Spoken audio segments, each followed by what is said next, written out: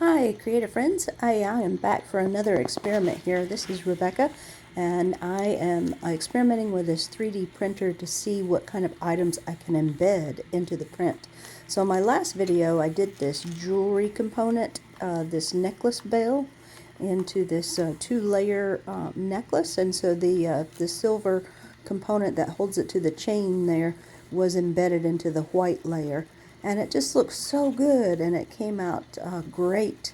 And I really had a lot of fun trying to experiment with that and learning how to do a negative space to leave room for the tiny little thin piece of metal, and it just did real nice. So I am now attempting to do a second experiment to see what we can embed into the plastic. And I've seen other people do this one.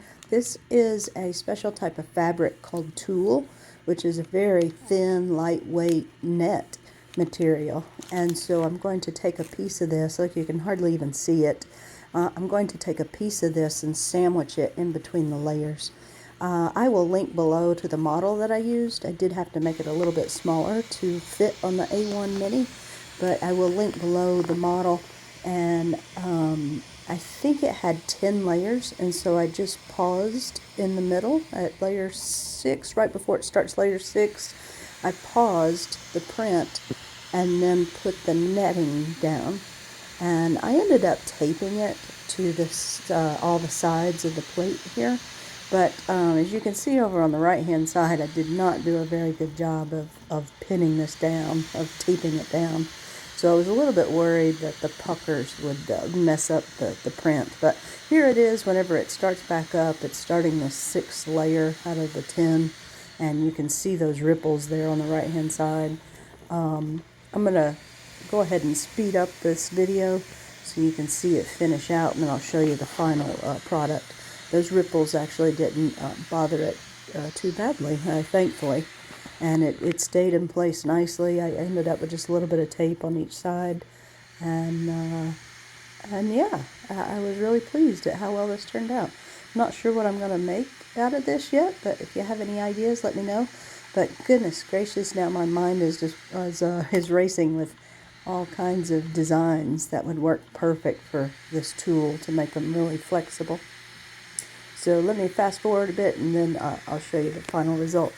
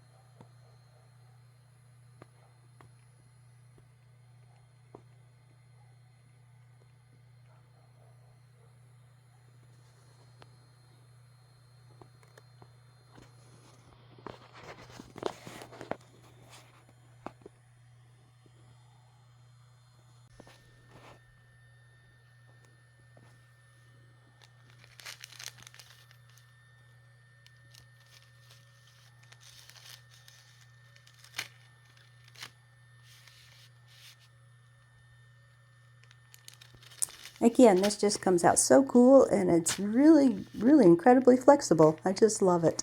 So yeah, thanks for watching, and again, if you have any suggestions or thoughts on what to do with this particular panel, let me know. And now I'm off to try to see what else I can embed into a 3D print. Thanks for watching.